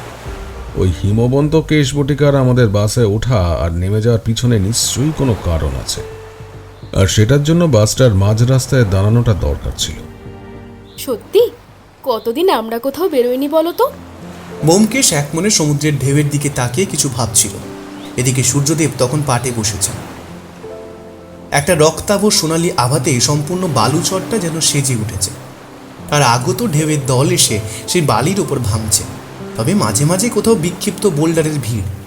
আমি বুঝলাম ব্যোমকেশ বউটারের কথা শোনেনি, বলা বলো শুনতে পাইনি। ও একমনই কিছু একটা চিন্তা করছে। আমি ওর পাশে গিয়ে দাঁড়ালাম। ব্যোমকেশ, কি ভাবছো বলো তো এত মন দিয়ে? 2টো প্রশ্নের উত্তর আমি কিছুতেই পাচ্ছি না, আর সে 2টো প্রশ্নের উত্তর না পাওয়া পর্যন্ত কিছুতেই স্বস্তি পাচ্ছি না গো। একটা তো ত্রিলোচন বাবুকে খুঁজে বের করা, আর আরেকটা কি? না না না, সেটা নয়। ত্রিলোচন এবার নিজেই আত্মপ্রকাশ করবেন, কারণ এটা ছাড়া তার কোনো উপায় নেই। আমার সন্দেহ অন্য জায়গায়। এক, সেই ভদ্রমহিলা যিনি বাসে হঠাৎ এলেন আর হঠাৎ করে হারিয়ে গেলেন, তিনি কে? আর দ্বিতীয় কথা, কৃষ্ণবাবুর হয়ে ওই 2 লক্ষ টাকার অনুদান কে জমা করলো, আর কেনই বা করলো? আর অনুদানের রসিদ কৃষ্ণের মানি পার্সে কি করে এলো? আচ্ছা, এটা তো হতেই পারে যে কৃষ্ণবাবু মিথ্যে বলছেন, উনি সব কিছুই জানেন ওই টাকার ব্যাপারে? আমারও প্রথমে যে সেটা মনে হয়নি তা নয়, কিন্তু কিছুতেই বিশ্বাস করতে পারছি না। ব্যোমকেশ, সামলে! একটা বেশ বড় সড়ো বোল্ডারের টুকরো ও পাশের ওই উঁচু দিকটা থেকে সরাসরি উড়ে আসে ব্যোমকেশের মাথা লক্ষ্য করে। সামান্য একটা ভুল হলেই ওর মাথায় সরাসরি এসে আঘাত করতো ওই পাথরের টুকরোটা। ব্যোমকেশ ক্ষিপ্র গতিতে সরে গিয়ে অবস্থার সামাল দেয়, আর পাথরের টুকরোটা গড়িয়ে গড়িয়ে গিয়ে পড়ে নিচের ঢালে। ব্যোমকেশ, তুমি ঠিক আছো তো? হ্যাঁ, ঠিক আছে। বলেই খুব তাড়াতাড়ি উঠে যেদিক থেকে পাথরটা এসেছিল সেই দিকে ধাওয়া করে। সামান্য কয়েক পা উপরের দিকে উঠতেই দেখতে পায় আপাদমস্তক শাড়িতে মোড়া একজন ভদ্রমহিলা ঢাল বরাবর খুব তাড়াতাড়ি নেমে যাচ্ছেন, আর কয়েক মুহূর্তের মধ্যেই তিনি ঝাউ গাছের জঙ্গলের মধ্যে হারিয়ে গেলেন। এই দিক দিয়ে গেলে আমাদের হোটেল আর কৃষ্ণবাবুর হলিডে হোম একদম কাছে হবে, কিন্তু রাস্তাটা ভীষণ অপরিষ্কার। কিন্তু সেই ভদ্রমহিলা অবলীলায় বেশ দ্রুত পায়ে হেঁটে চলে যান সেই রাস্তা দিয়ে। ব্যোমকেশ, ইনি কি? ব্যোমকেশ আমার কথার কোনো উত্তর করে না, শুধু বালির উপর ওই ভদ্রমহিলার যে পায়ের ছাপগুলো পড়েছিল সেইগুলোর দিকে খুব মন দিয়ে দেখতে থাকে। আমাদের এক্ষুনি হলিডে হোমে যেতে হবে, চলো। আর হ্যাঁ, প্রতিমার সাহায্য এবার আমার লাগবে। আমি এই পথে এগোচ্ছি, তুমি সত্যকে নিয়ে হলিডে হোমে এসো, আর ওকে বলবে ওখানে যে মহিলারা আছেন তাদের পায়ের দিকে নজর দিতে। বাম পায়ের তৃতীয় অঙ্গুলিতে আঙট পড়া কাউকে দেখতে পেলে যেন আমাকে জানায়। বলেই ব্যোমকেশ ক্ষিপ্র পায়ে জঙ্গলের ঢাল বরাবর নেমে গেল ওই ভদ্রমহিলার পিছু নিয়ে। কিন্তু আমি ব্যাপারটা ঠিক বুঝতে পারছি না। বাম পায়ের তৃতীয় অঙ্গুলিতে আঙট, সেটা আবার কি ব্যাপার? ব্যোমকেশ তখন কৃষ্ণবাবুর সাথে কথা বলছে, তখনই আমি আর বৌঠান এসে ঢুকি হলিডে হোমে। ততক্ষণে ইন্সপেক্টর সেনও এসে পড়েছেন। কেসের কোনো আপডেট? কথাটা বলেই ইন্সপেক্টর সেন বৌঠানকে দেখতে পান। নমস্কার ম্যাডাম, কিন্তু এই কেসটার জন্য আপনাদের বেড়ানোটা নষ্ট হয়ে গেল। আমি ভীষণ দুঃখিত। আরে না না ইন্সপেক্টর সেন, এসব আমার গা সওয়া হয়ে গেছে। কিন্তু আপনি বলুন, ত্রিলোচন বাবুর কোনো খবর পেলেন? আর বলবেন না ম্যাডাম, যেটা বলতেই তো এলাম। মিস্টার বক্সি ঠিক কথাই বলেছিলেন, ওনাকে পাওয়া গেছে। আর উনি জীবিত আছেন, তাই তো? জীবিত মানে বহাল তবিয়তেই আছেন। উনি বলেছেন ওনাদের গাড়ির উপর যখন প্রথমবার আক্রমণ হয় তখনই উনি সেই আততায়ীর সাথে ধস্তাধস্তি করতে গিয়ে গাড়ি থেকে রাস্তায় পড়ে যান। তারপর সেখান থেকে গড়িয়ে নিচে পড়ে যান চাষের ক্ষেতের মধ্যে। তাই ওই আততায়ী ওনাকে দেখতে পায়নি। আর একটু পরে উনি গাড়ি চলে যাওয়ার আওয়াজ পান, আর সকালে জ্ঞান ফিরলে কোনো মতে উঠে আসেন, আর তারপর লোকাল থানায় গিয়ে যোগাযোগ করেন। কিন্তু ব্যোমকেশবাবু, আপনি কি করে এতটা নিশ্চিত হলেন যে ত্রিলোচনবাবু খুব তাড়াতাড়ি আত্মপ্রকাশ করবেন? দেখুন, ওনারা মোট 5 জন ওই গাড়িতে ছিলেন, তাদের মধ্যে 4 জন মার্ডার হয়েছেন, বাকি শুধু উনি। তাই খুব প্রাসঙ্গিকভাবেই ওনাকে জিজ্ঞাসাবাদ করলে পুলিশের কাছে অনেক তথ্য আসতে পারে। তাই পুলিশ ওনাকে খুঁজবে, আর উনি বলেছেন উনি গাড়ি চালাতে পারেন না, ফলে উনি অন্যের সাহায্য ছাড়া অন্যত্র যেতে পারবেন না। তাই ওনার জন্য সব থেকে সহজ হবে ওখানেই আহত অবস্থায় বা অজ্ঞান হয়ে পড়ে থাকা, তাই না? তার মানে আপনি বলছেন ত্রিলোচন মিথ্যে কথা বলছেন? নিশ্চয়ই। উনি এই হলিডে হোমে এসেছেন আর 3 নম্বর ঘরে উঠেছেন। সদানন্দ ব্রহ্মচারী আমাদের সকালেই সেই কথা বলেছেন, আর তারপর আমি হলিডে হোমের রেজিস্টার চেক করেও দেখেছি উনি এই হলিডে হোমে ছিলেন। আচ্ছা, এটাও তো হতে পারে খুনগুলো এই ত্রিলোচন বাবুই করেছেন, আর তারপর একাই গাড়ি নিয়ে এখানে এসেছেন, তারপর সদানন্দকে মার্ডার করে পালিয়ে গেছেন। ইন্সপেক্টর সেন, যদি ধরেও নি তিনি সেটা করেছেন, তাহলেও একটা প্রশ্ন থেকেই যায় যে কেন? কলকাতায় ওনারা সকলেই যথেষ্ট প্রতিষ্ঠিত, ওনারা এসব কেন করবেন? আর প্রত্যেকে আলাদা আলাদা প্রফেশনের সাথে যুক্ত ছিলেন, ফলে সেখানেও কোনো রেষারেষি ওনাদের মধ্যে থাকতে পারে বলে তো মনে হয় না। তবে আমার মনে হয় আগে সৎসঙ্গ অনুষ্ঠানে চলুন, তারপর যা সিদ্ধান্ত নেওয়ার সেটা নেওয়া যাবে। আচ্ছা, তবে কি আগামীকাল ফেরার পথে একবার ত্রিলোচন বাবুর সাথে কথা বলে আসবেন নাকি? হ্যাঁ, সে আর বলতে, নিশ্চয়ই। ইন্সপেক্টর সেন বেরিয়ে পড়েন, আর হলিডে হোমের সকলের সাথে কথা বলে আমরাও বেরিয়ে পড়ি আমাদের হোটেলের উদ্দেশ্যে। বেরোতে বেরোতে দেখলাম বৌঠানকে যে কাজ ব্যোমকেশ দিয়েছিল সেটা সে করে দিয়েছে। অর্থাৎ সেই ভদ্রমহিলাকে শনাক্ত করা গেছে, যার বাম পায়ের তৃতীয় আঙুলে আঙট পড়া আছে। এবার বাকি কাজ করতে হবে সৎসঙ্গ অনুষ্ঠানে গিয়ে, কারণ সব কিছুর পরেও আমাদের কাছে এই প্রশ্নের উত্তর ছিল না। এই এত খুনের কারণ কি?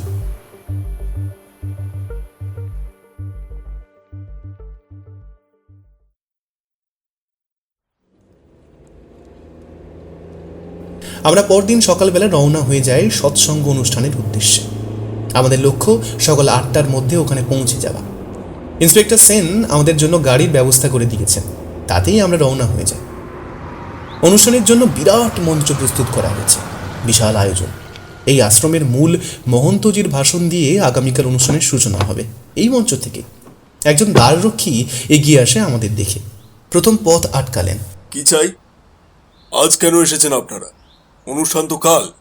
আপনাদের নাম কি? আগে আমার নাম কৃষ্ণ, আমি এই আশ্রমের সদস্য। আসলে আমি প্রতি মাসে যে অনুদান পাঠাই তাতে একটা ভুল হয়ে যাওয়ার জন্য আমি আজ এসেছি, সেটা ঠিক করে নিতে। কাল এত লোকজনের মাঝে যদি সম্ভব না হয় তাই আর কি। ভুল? কিরকম ভুল? আমাকে অফিস ঘরে নিয়ে চলুন, আমি ওখানে গিয়ে বলছি। তাও আগে আমাকে বলুন, কিরকম ভুল?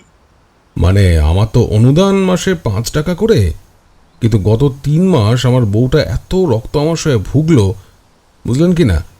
তো সেই টাকাটা দেওয়া হয়নি, তাই ভাবলাম টাকাটা দিয়ে দিই। আমি দেখলাম লোকটা বেশ অনেকক্ষণ ধরে উল্টে পাল্টে রসিদগুলো দেখতে লাগলো। তারপর ওই লোকটা নিশ্চিন্ত হলো ব্যোমকেশের কথায়। ও, এই কথা। ঠিক আছে, যান। অফিস ওই সোজা গিয়ে ডান দিকে। কিন্তু আপনার সাথে এরা দুজন কে কে? এদের কি পরিচয়? আগে এরা আমার বন্ধু। আমাকে দেখিয়ে বলল, এ নাম প্রণমেশ দাস। ইন্সপেক্টর সেনকে দেখিয়ে বলল, আর ইনি সুরঞ্জন বসাক। আর থানার ইন্সপেক্টর মিস্টার ঘোষকে দেখালো। ইনি মৃন্ময় পাল। এরা আমার বন্ধু। গুরুদেবের কথা এরা অনেক শুনেছে আমার কাছে, তাই এনারা এসেছেন আমাদের আশ্রমে দীক্ষা নেবেন বলে। আচ্ছা, কিন্তু এনারা সব নিয়ম জানেন তো আশ্রমে? আগে কোন নিয়ম? ওনাদের এখন 5 টাকা করে দিতে হবে, তারপর প্রতি মাসে 5 টাকা, আর প্রতি অনুষ্ঠানের জন্য আরও 5, আর প্রতিদিন ইষ্টনাম জপ করতে হবে কমপক্ষে 1000 বার করে। ভুল যেন না হয়। ইষ্টনাম জপ না করলে ঈশ্বর লাভ করা যায় না, সেটা ওনাদের বলেছেন তো? ও হ্যাঁ, এই নিয়ম জানেন তো, আমি বলেছি। আচ্ছা, তাহলে এখন যাই। জয় গুরু। জয় গুরু। হ্যাঁ, যান। এখন বোধহয় অফিসে সুদর্শন বাবা আছেন, উনি আপনাদের কাজ করে দেবেন। যান, গিয়ে ওনার কাছে টাকাটা দিয়ে দিন। আমরা হাসি মুখে এগিয়ে যাই অফিসের দিকে। আমার চোখে মুখে বিস্ময়, কি ভদ্রনম্র ব্যবহার রক্ষীর, সত্যি মুগ্ধ না হয়ে পারা যায় না। কয়েক পা এগিয়ে আমরা পৌঁছে যাই অফিসে। একটু অন্ধকার একটা ঘর, প্রচুর কাগজপত্র ঠাসা, পিছনের আলমারিতে লাট লাট ফাইল পড়ে। আর ঘরের ডান দিকের কোণে একটা চেয়ার নিয়ে বসে আছেন একজন শান্ত সৌম্য মানুষ, বয়স প্রায় 80, দেখলেই ভক্তি হয়। পরনে সাদা ধুতি আর উত্তরীয়। সত্যি বলতে কি, এই রকম একজন মানুষকে মিথ্যা বলতে একেবারে মন চাইছিল না, কিন্তু আমাদের কিছু করার নেই। বুঝলাম ইনি সুদর্শন ব্রহ্মচারী। আপাতত পরিচয় পর্ব মিটিয়ে উনি বললেন ঘণ্টাখানেক পরে আসতে, উনি সব ব্যবস্থা করে রাখবেন। আমরা যেন ততক্ষণ আশ্রমের অতিথিশালায় অপেক্ষা করি। একজন নব্য সাধুকে ডেকে আমাদের আশ্রমটা ঘুরিয়ে দেখাতে বললেন। ওনার নাম শ্রী রাধেশ্বর ব্রহ্মচারী। উনি আমাদের নিয়ে ঘোরাতে লাগলেন আশ্রমের এদিক ওদিক। আপনি কৃষ্ণবাবু? আগে হ্যাঁ। কোথায় বাড়ি আপনার? আগে কলকাতার গড়িয়াহাটে। কি করেন? ওই কোর্টের আর্দালির কাজ করি। একদম মিথ্যে কথা বলবেন না, আপনি কৃষ্ণবাবু নন। ওনাকে আমি বিলক্ষণ চিনি। আরে না না, আমি কৃষ্ণ শাসমল। আবার বাজে কথা। একটা মিথ্যা কথা বললে আপনাদের সবাইকে এখানে মেরে শেষ করে দেব, কেউ টেরটিও পাবে না। বলুন এখানে কেন এসেছেন, কি উদ্দেশ্য আপনার? আমি জানি আপনি আপনি রঞ্জনবাবুর লোক, তাই তো? আপনি কৃষ্ণবাবুকে চেনেন? খুব ভালো করে চিনি। আমি কলকাতায় ওর বাড়িতে অনেকবার গেছি। আর আপনারা এসেছেন ওর 2 লক্ষ টাকা চিনিয়ে নেবার জন্য তো। কিন্তু আমি আপনাকে বলছি, আপনারা ওই টাকা পাবেন না। আমি কিছুতেই ওর এত বড় ক্ষতি করতে দেব না আপনাদের। আপনি কি বলতে চাইছেন সেটা আমাদের বলুন। আপাতত একটা কথাই বলবো, আমি কৃষ্ণ নই এটা যেমন সঠিক, তেমনি আমি ওর বন্ধু। উনি এখন গোপালপুরের ওখানে একটা হলিডে হোমে আছেন, কাল এখানে আসবেন। আর ওনার সামনে ভীষণ বিপদের সম্ভাবনা বুঝতে পেরেই আমি আগে এসেছি। না না, ওকে আসতে বারণ করুন। ও এখানে আসলে ওর ভীষণ বিপদ। ওকে ওরা মেরে ফেলবে ওই টাকার জন্য। কারা?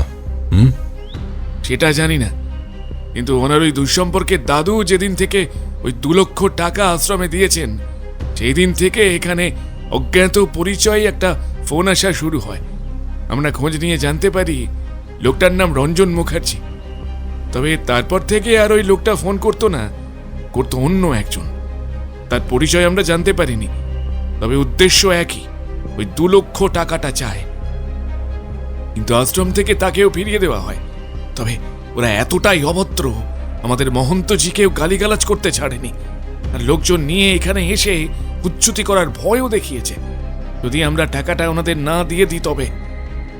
আচ্ছা, একটা কথা বলুন তো, যে অজ্ঞাত পরিচয়ে ফোনটা আসতো সেটা একটি মহিলা কণ্ঠের, তাই তো?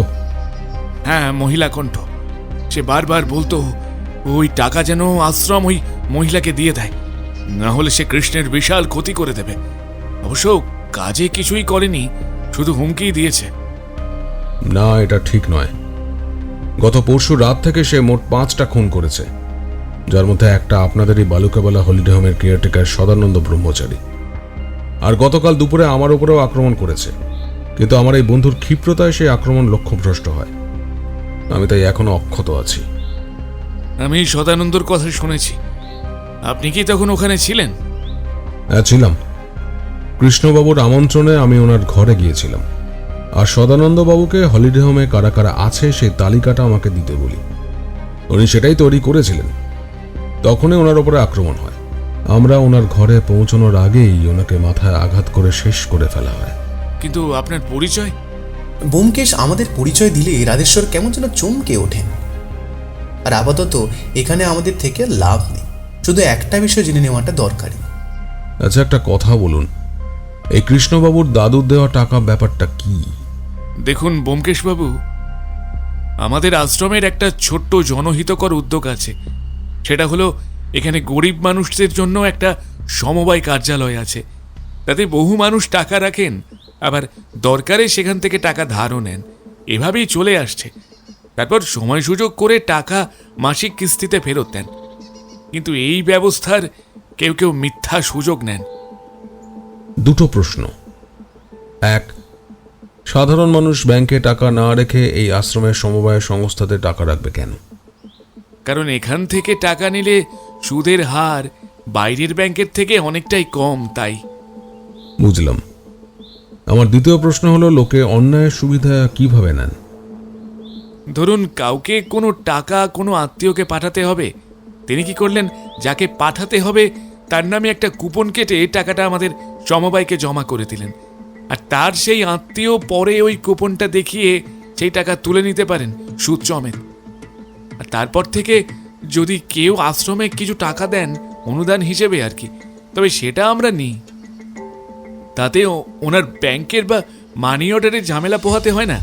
আর যেহেতু এটা আশ্রমের সম্পত্তি, তাই টাকা ট্রানজ্যাকশনের কোনো ট্যাক্সও লাগে না। বলতে পারেন ওই রসিদটাই তখন কাজ করে ব্যাংকের ড্রাফটের মতো। ব্যোমকেশ প্রায় লাফিয়ে ওঠে, যেন অনেকটা রহস্যের সমাধানও করতে পেরেছে। বুঝেছি। এই একটা প্রশ্নের উত্তর আমার দরকার ছিল, বাকিটা আমার কাছে পরিষ্কার। এর মানে কৃষ্ণের দাদু ওকে ওই 2 লক্ষ টাকাটা দিয়েছেন এই আশ্রমের সমবায়ের মাধ্যমে, যেটারই কুপন হলো সেটা, যেটা কৃষ্ণবাবুর মানি পার্সে আছে। আর ওনার পরিকল্পনা হলো ওই কুপনটা ভাঙিয়ে টাকাটা তুলে নিয়ে যাবেন। আর সম্ভবত ওইটা খুঁজতেই গতকাল সকালে ওনার ঘরে তল্লাশি করা হয়। ওইসব ছেড়ে দাও বন্ধু, ওগুলো খুব সহজ, আমি পরে সব বলছি। এবার একটা ছোট্ট কাজ আছে। আমরা বেরিয়ে আসি আশ্রম থেকে। এবার গন্তব্য গোপালপুর। তবে তার আগে একবার ত্রিলোচন বাবুর সাথে কথা বলে যাব, যদি ওনার থেকে কিছু প্রয়োজনীয় তথ্য প্রমাণ পাওয়া যায়। আর তাছাড়া সেদিন রাতে ঠিক কি হয়েছিল সেটা জানাটাও ভীষণ দরকার। উনি যে হসপিটালে ভর্তি ছিলেন সেখানে যাই আমরা। আর ত্রিলোচন বাবুর কাছে যাওয়ার আগে ব্যোমকেশ ওই হসপিটালের ডাক্তারবাবুর সাথে কিছু কথা বলে আসলো। তারপর আমি আর ব্যোমকেশ একসাথে ত্রিলোচন বাবুর সাথে দেখা করতে গেলাম। বেশ ভদ্র সভ্য দেখতে, সুদর্শন পুরুষ, তবে হাতে আর পায়ে কয়েকটা ব্যান্ডেজ বাঁধা। আমরা এগিয়ে যেতে দেখলাম উনি কোনো মতে আধ শোয়া হয়ে হেসে আমাদের স্বাগত জানালেন। ব্যোমকেশও প্রতি নমস্কার জানিয়ে ওনার দিকে এগিয়ে গেল। দেখলাম ব্যোমকেশ এক্ষেত্রে কোনো ছদ্মনাম ব্যবহার করল না, সরাসরি আমাদের নিজেদের পরিচয় দিল। ত্রিলোচন বাবু সেদিনের পুরো ঘটনাটা আমাদের বললেন। সাথে উনি এটাও আশঙ্কা প্রকাশ করলেন, যেহেতু ওনার 4 জন বন্ধুর মধ্যে একমাত্র উনি জীবিত, তাই পুলিশ নিশ্চিতভাবেই ওদের খুনের জন্য ত্রিলোচন বাবুকেই প্রাথমিক সন্দেহ করবে। ঠিক সেই সময় একজন নার্স এসে ত্রিলোচন বাবুকে কিছু একটা ইঞ্জেকশন দিতে এলেন, আর তাই আমরা ওনার বেডের পাশ থেকে সরে আসি জানলার দিকে। আমি তখন চাপা গলায় ব্যোমকেশকে জিজ্ঞেস করলাম, এনাকে কি সন্দেহের বাইরে রাখছো? আমাদের নিজেদের পরিচয় দিলে যে, আর ওই লোকটা যে সবটা সত্যি বলছে তার কিছু প্রমাণ আছে? দেখলাম ব্যোমকেশ ওনার বেডের পাশ থেকে সরে আসলেও খুব মন দিয়ে ওই নার্সকে লক্ষ্য করছে। সেদিকে খেয়াল রেখেই আমাকে উত্তর দিল, হ্যাঁ, ত্রিলোচনবাবু সত্যি কথাই বলছেন। এই কথা ঠিক, আমার ওনার ওপরে প্রাথমিক সন্দেহ হয়েছিল, কিন্তু আমি এখন সব দিক বিবেচনা করেই বলছি উনি মিথ্যে বলছেন না। তাহলে বলছো হলিডে হোমে উনি যাননি? না, ওনার জায়গায় অন্য কেউ সেখানে গিয়েছিল। এতটা নিশ্চিত কি করে হচ্ছ আমাকে বলবে? আমি ডাক্তারবাবুর সাথে কথা বলেছি, উনি আমাকে জানিয়েছেন ত্রিলোচনবাবু গতকাল সকালে ওনার কাছে গিয়েছিলেন চিকিৎসার জন্য, আর তখনই। কথাটা বলতে বলতেই ব্যোমকেশ সেই নার্সের দিকে তাকিয়ে বলে উঠল, এক্সকিউজ মি সিস্টার, আপনি কি ইঞ্জেকশন ওনাকে দিচ্ছেন? আমাকে আগে দেখান। ব্যোমকেশের কথা শুনে সেই নার্স একরকম চমকে উঠলেন। না মানে ওনাকে এই ইঞ্জেকশনটা দিতে ডাক্তারবাবু বলেছেন। আর আর আপনারা কে? আমি ইঞ্জেকশন আপনাকে কেন দেখাবো? কারণ আপনি আদৌ নার্স নন। আপনার ইঞ্জেকশন ধরা দেখেই আমার মনে সন্দেহ হয়েছিল, আর আমি যখন ডাক্তারবাবুর সাথে কথা বলছিলাম তখন উনিও বলেছেন এখানকার সব ওষুধ ওনাকে দেওয়া হয়ে গেছে। তাহলে আপনি এখন কি ইঞ্জেকশন দিচ্ছেন শুনি? আমি কি করলাম? ডাক্তারবাবুই তো বললেন, আমি তো তাই এসেছি। ঠিক আছে, আপনি দাঁড়ান, আমি ডাক্তারবাবুকে ডাকছি, উনি এসে বললে আপনি তারপর দেবেন। ওনাকে ডাকার কি আছে? আমি তো বলছি উনি ইঞ্জেকশন দিতে বলেছেন আমাকে, তাই দিচ্ছি আমি। ঠিক আছে, ইন্সপেক্টর সেন, এই মহিলাকে এক্ষুনি অ্যারেস্ট করুন, তারপরে কে নিয়ে গিয়ে জেরা করলেই আসল সত্যটা সামনে আসবে। আমাদের কথার মধ্যে ডাক্তারবাবু এসে পৌঁছান ওখানে, আর উনি দেখে চিনতে পারেন ওই মহিলা ওনার হসপিটালের নার্স নয়। ইন্সপেক্টর সেন ওকে অ্যারেস্ট করে থানায় চালান করার ব্যবস্থা করেন। আপাতত আমাদের ওখানের কাজ শেষ। ত্রিলোচন বাবুও হতভম্ব হয়ে বসে থাকেন কিছুক্ষণ। উনি বিশ্বাসই করতে পারছেন না হাসপাতালে ওনার উপর ওভাবে প্রাণঘাতী আক্রমণ হতে পারে।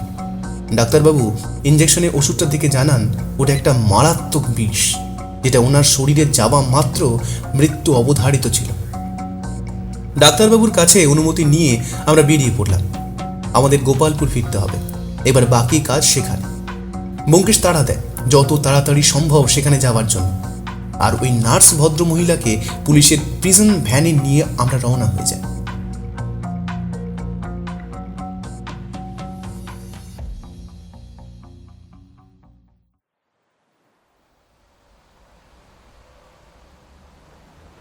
পশ্চিম দিগন্তে তখন সূর্যদেব প্রস্তুত হচ্ছেন অস্ত যাবেন বলে। আমরা একটু আগে ফিরে এসেছি আমাদের হোটেলে। আগামী পরশু সকালে আমাদের ফিরে যাওয়ার কথা। সত্যি বলতে কি, আমরা এবার বেড়াতে আসাটা সামান্যতম উপভোগ করতে পারিনি এখনো পর্যন্ত। তবে সে চিন্তা এখন আমাদের মাথায় নেই। আজ সোমবার, আগামীকাল সকালে কৃষ্ণবাবুদের ফিরে যাওয়ার কথা। তাই আমাদের হাতে সময় বলতে শুধু আজ রাতটুকু, কারণ আগামীকাল থেকে সম্মেলন শুরু হচ্ছে, আর সেই ভিড়ে হাজার হাজার লোকের মধ্যে একবার হারিয়ে গেলে আততায়ীকে আর খুঁজে পাওয়া যাবে না। আর তাছাড়া অপরাধীর হাতেও আর বেশি সময় নেই। সে চাইবেই আজ রাতেই ওই কুপনটা যেভাবেই হোক সংগ্রহ করে কালকের মধ্যে গা ঢাকা দিতে। কারণ মেছেদা থেকে রওনা দেবার পরই আমরা লক্ষ্য করেছি একটা কালো অ্যাম্বাসেডর গাড়ি আমাদের ফলো করে এসেছে সারা রাস্তা। তাই এখন মোটামুটি আমরা নিশ্চিত যে বিপদ আমাদের পিছু এখনও ছাড়েনি। ওই গাড়িটা আমাদের ফলো করে এখানে এসেছে, আর শেষ পর্যন্ত নেহেরু মার্কেটের সামনে আমরা গাড়িটাকে শেষ দেখতে পাই। তারপর সেটাকে আর দেখতে পাইনি। আমরা ফিরে আসার পর বৌঠান আমাদের দেখে একটু নিশ্চিন্ত হলেন ঠিকই, কিন্তু আমাদের মন থেকে চিন্তার রেশ কাটছিল না। যদিও ইন্সপেক্টর সেন কৃষ্ণবাবু আর বৌঠানের জন্য পুলিশি প্রহরার ব্যবস্থা করে রেখে গেছিলেন, তাও চিন্তামুক্ত হতে পারছিলেন না। তাই বৌঠান যখন আবদার জুড়লেন সমুদ্রের ধারে আসবে, তখন তাদের সম্মতি দেওয়ার ইচ্ছে ব্যোমকেশের ছিল না, কিন্তু বৌঠানের কথা ভেবে নাও করতে পারে না। শেষমেশ আমরা আসি সমুদ্রের ধারে, কিন্তু ব্যোমকেশ আজ ভীষণ রকম সতর্ক। আমাদের যেন মন বলছে ওই ঝাউ গাছের জঙ্গলের মধ্যে থেকে যে কোনো সময় বিপদ ঝাঁপিয়ে পড়তে পারে আমাদের উপর। হ্যাঁ গো, ত্রিলোচনবাবু কি বললেন? সেদিন রাতে কি হয়েছিল?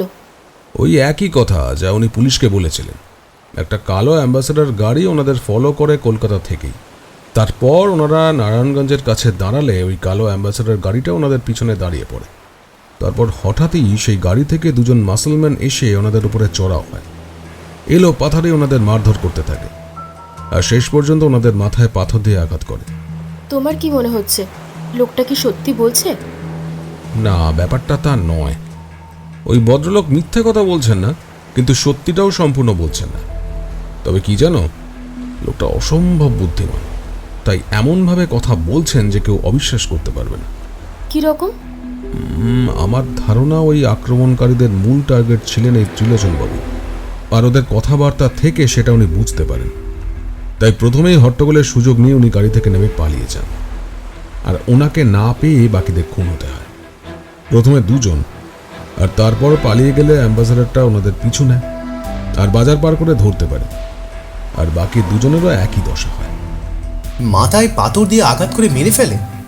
দেখো, কোনো প্রফেশনাল খুনি হলে এটা ওরা করতো না, কিন্তু তাও যখন দেখি পাথর দিয়ে মাথায় আঘাত করা হয়েছে, তখন বুঝি খুনি হয়তো বা প্রফেশনালি খুব একটা পটু নয়, তাই এরকম করেছে। তুমি এই গাড়িগুলোকে রাস্তায় দেখেছিলে, তাই তো? দেখেছিলাম, আর তাই জন্যই বাসে খুব সতর্ক ছিলাম। আমার ষষ্ঠেন্দ্র আমাকে ইঙ্গিত দিয়েছিল সামনে কোনো একটা বিপদ আসতে চলেছে বলে। তবে আমি ভেবেছিলাম আমাদের গাড়িতে আক্রমণ হতে পারে, তাই সতর্ক ছিলাম। আচ্ছা, বুঝতে পারলাম। সেই জন্যই তুমি সেদিন রাতে বাসে আমাদের মাথার সামনে হাত আড়াল করে রেখেছিলে, তাই তো? বলতে পারো, সাবধানেরও তো মার নেই, তাই না? তবে আমার পরিকল্পনা সফল হলেও সেই আক্রমণকারীদের পরিকল্পনা সফল হয় না। ত্রিলোচনবাবু ওনাদের হাতছাড়া হয়ে যায়, তাই ওনাদের গাড়ি থেকে সেই ভদ্রমহিলা আমাদের বাসে উঠে পড়েন। আর যদি আমি খুব ভুল না হই, তাহলে সেটা ত্রিলোচনবাবু আমাদের বাসে উঠেছেন কিনা সেটা দেখার জন্যই। আমি ভেবেছিলাম সেই ভদ্রমহিলা বাস বদল করেছেন, কিন্তু সেটা নয়। উনি আদতে সেই কালো অ্যাম্বাসেডর থেকে আমাদের বাসে ওঠেন। তাহলে আবার পরে নেমে যান কেন? এটা আমার অনুমান, তবে সেটা বলছে উনি ততক্ষণে দেখে নেন ত্রিলোচনবাবু আমাদের গাড়িতে নেই, তাই উনি নেমে যান আর ফিরে যান হয় দ্বিতীয় বাসে, আর না হলে সেই কালো অ্যাম্বাসেডর গাড়িতেই। সেই নবরত্ন হিমবন্ত বটিকা, কিন্তু কে সেই ভদ্রমহিলা? সেটাই তো রহস্য ভাই। কে সেই ভদ্রমহিলা যিনি রাতে ওনাদের বাসে ধাওয়া করেন, সদানন্দবাবুকে একইভাবে খুন করেন, আবার শেষ পর্যন্ত ত্রিলোচনবাবুর খোঁজ পেয়ে ওনাকে বিষ ইঞ্জেকশন দিতে হসপিটালেও পৌঁছে যান? আমার ধারণা তিনি... কথাটা বলার সাথে সাথেই একটা বড় বোল্ডারের টুকরো উড়ে আসে, ঠিক গতকালের মতো। তবে আজ ব্যোমকেশ প্রস্তুত ছিল, ওর উপর আজ আবার আক্রমণ হতে পারে। ওটা উড়ে আসার সাথে সাথেই ব্যোমকেশ নিজেকে সামলে নেয় আর চিৎকার করে ওঠে, শর্মা দেবী, আপনি দাঁড়ান, আর একদম পালানোর চেষ্টা করবেন না, আপনাকে পুলিশের লোক ঘিরে ফেলেছে। কথাটা বলেই ব্যোমকেশ পাশের উঁচু অংশটায় উঠে আসে, আর ওই বালির স্তূপটার ঠিক উল্টো দিকে তখনও একজন ভদ্রমহিলা দাঁড়িয়ে, মাথায় সেই ঘোমটা দেওয়া। ভদ্রমহিলাকে যে আমরা ধরতে পেরে গেছি এটা বুঝতে পেরে উনি তখনই ডান দিকে ঘুরে দ্রুত পায়ে হাঁটা দেন, আর ঠিক তখনই গুলির আওয়াজে কেঁপে ওঠে ঝাউবন চত্বরটি। গুলিটা চালানো হয়েছে ওই জঙ্গলের দিক থেকে ব্যোমকেশের উদ্দেশ্যে, আর কোনো মতে ব্যোমকেশ নিজেকে রক্ষা করে সেই গুলি থেকে মাটিতে ছিটকে পড়ে যায় ব্যোমকেশ। কি হলো ব্যোমকেশ, তোমার লাগেনি তো? ব্যোমকেশ চকিতে উঠে দাঁড়ায়, আর এবার ওর হাতে এসেছে ওর পিস্তল। বুঝলাম ব্যোমকেশ সম্পূর্ণ প্রস্তুত হয়ে এসেছে আজ। হ্যাঁ, আমি ঠিক আছি, কিন্তু তুমি ওই বালি স্তূপটার আড়ালে চলে যাও, আর দেখো সত্যর যেন কোনো বিপদ না হয়। আমাকে কথাগুলো বলেই ও আবার চিৎকার করে ওঠে, শর্মা দেবী, শর্মা দেবী, আপনি কিছুতেই বাঁচতে পারবেন না। পুলিশ আপনাদের চারিদিক থেকে ঘিরে ফেলেছে। আপনি সারেন্ডার করুন। ব্যোমকেশ কথাটা বলার সাথে সাথেই পরপর দুটো গুলির শব্দ হয় আর একটা আর্তচিৎকার। ইন্সপেক্টর সেনের গলা পাওয়া যায়। মিস্টার বক্সি, চিন্তা করবেন না, আমরা এসে গেছি। আমরা পুরো জায়গাটাকে ঘিরে ফেলেছি। তার মানে ইন্সপেক্টর সেন ওনার ফোর্স নিয়ে এসে গেছেন আর ওনারই গুলিতে আততায়ী আহত হয়েছে। কিন্তু আমি প্রায় চমকে উঠি, এই আর্তনাদ তো কোনো পুরুষের কণ্ঠে। তাহলে কে ইনি? তার মানে রঞ্জনবাবু ঝাউ গাছের আড়াল থেকে আমাদের উপর গুলি চালিয়েছিলেন? আমি অবাক হয়ে যাই। রঞ্জনবাবু? কিন্তু কেন? ওনাকে তো কৃষ্ণবাবু এত ভরসা করেন, তাহলে উনি কেন এসব করবেন? আর এই ভদ্রমহিলাই বা কে? ব্যোমকেশ কাকে শর্মা দেবী বলে সম্বোধন করলো? রঞ্জনবাবু, আপনি বেরিয়ে আসুন আড়াল থেকে। আপনার করা সব কৃতকর্মের হদিশ আমাদের কাছে আছে। আপনি আর বাঁচতে পারবেন না। কিছুক্ষণ চুপচাপ কাটল। তারপর দুজন পুলিশ কনস্টেবল ইন্সপেক্টর সেনের নির্দেশে রঞ্জনবাবুকে ধরে নিয়ে আসে ঝাউ গাছের আড়াল থেকে। ওনার দুটো পা থেকেই তখনও রক্ত পড়ছে। বুঝতে পারলাম রঞ্জনবাবু আমাদের দিকে বন্দুক তাক করতেই ইন্সপেক্টর সেন সেটাকে দেখতে পান আর গুলি চালান, আর সেটাই এসে লাগে রঞ্জনবাবুর পায়ে। আর ততক্ষণে পুলিশ ওনাকে পিঠ মোড়া করে বেঁধে ফেলেছে। বুঝলেন রঞ্জনবাবু, আপনি সবকিছুই ঠিক মতো করেছিলেন, শুধু একটা ছোট্ট ভুল আপনাকে ধরিয়ে দিল। আর সেটা যে আপনাকে ধরিয়ে দিতে পারে সেটা বোধহয় আপনি ভাবতেও পারেননি। যাই হোক, কৃষ্ণবাবু 2 লক্ষ টাকাও আপনার অধরা রয়ে গেল। আর এখন তো 5-5টা খুনের অপরাধে আপনার ফাঁসি নিশ্চিত। আমি কোনো অপরাধ করিনি। এই টাকা আমার। এই টাকার ওপর কৃষ্ণর কোনো অধিকার নেই। এই টাকা আমি দখল করেই ছাড়বো, কিন্তু কিছুতেই এই টাকা কৃষ্ণকে দিতে দেব না। সেটা তো তখনই সম্ভব রঞ্জনবাবু, যখন আপনি জেল থেকে ফিরে আসবেন। তাই আপাতত আপনার গন্তব্য জেল। তারপর বিচার হয়ে যা হওয়ার তাই হবে।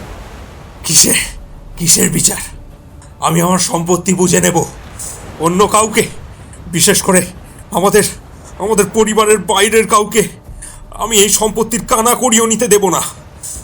সেটা আপনাদের পারিবারিক ব্যাপার রঞ্জনবাবু। আমার ধারণা আপনার বাবা সম্ভবত আপনার গুণকীর্তন সবই জানতেন। এই যেমন ধরুন, রেসের মাঠে টাকা ওড়ানো, জুয়া খেলা, আর অবশ্যই শর্মা দেবীর সাথে আপনার সম্পর্কের কথা। তাই উনি আপনাকে ওনার সম্পত্তি থেকে বহিষ্কার করেন আর কৃষ্ণবাবুকে ওই টাকাটা দিয়ে যান। আর সরাসরি উইল করে দিলে আপনি জানতে পারবেন আর ওনার ওপরে চড়াও হবেন, এটা ভেবেই উনি এই সৎসঙ্গ আশ্রমের মাধ্যমে টাকাটা কৃষ্ণবাবুকে পাঠান।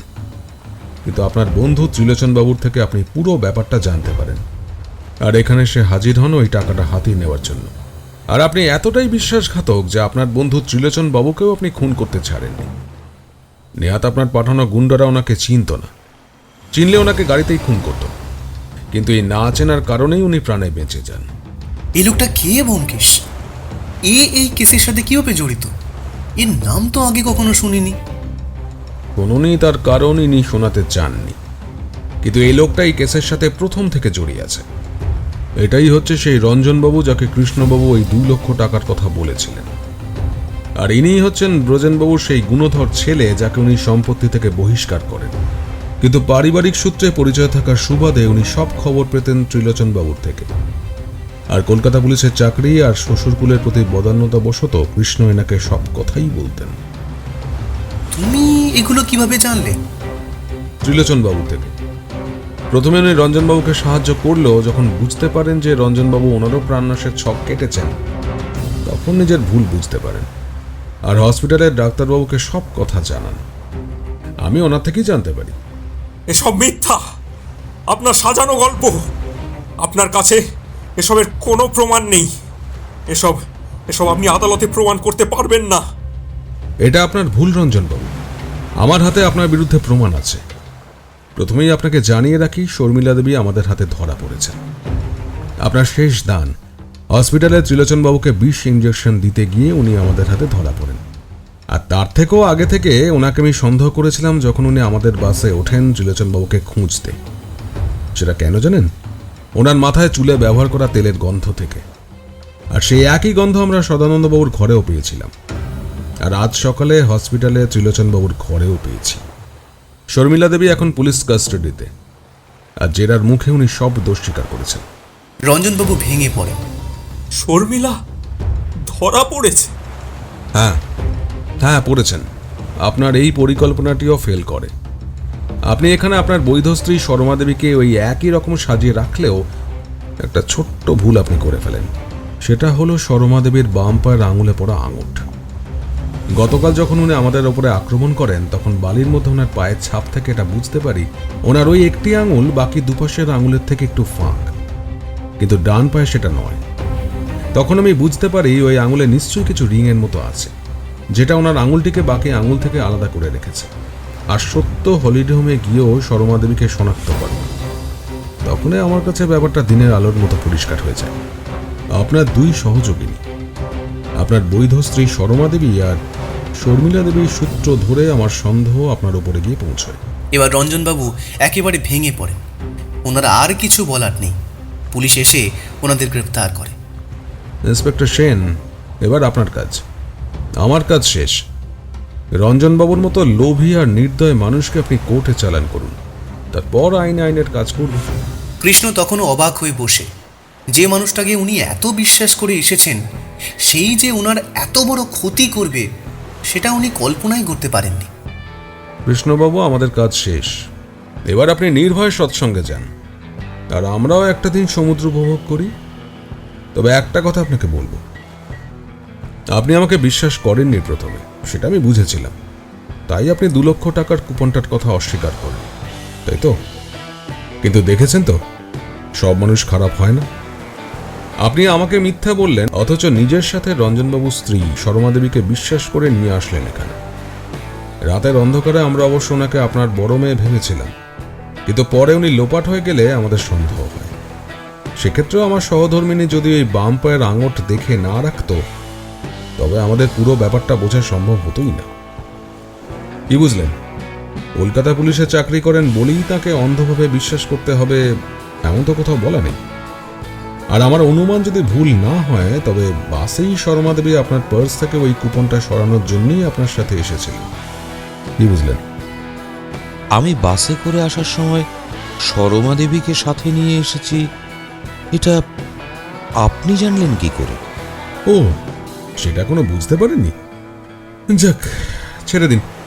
ধরে নিন আপনার কৃষ্ণ আমাকে ধ্যান যোগে জানিয়েছেন, তাহলে হবে তো? আমরা সবাই হো হো করে হেসে উঠলাম।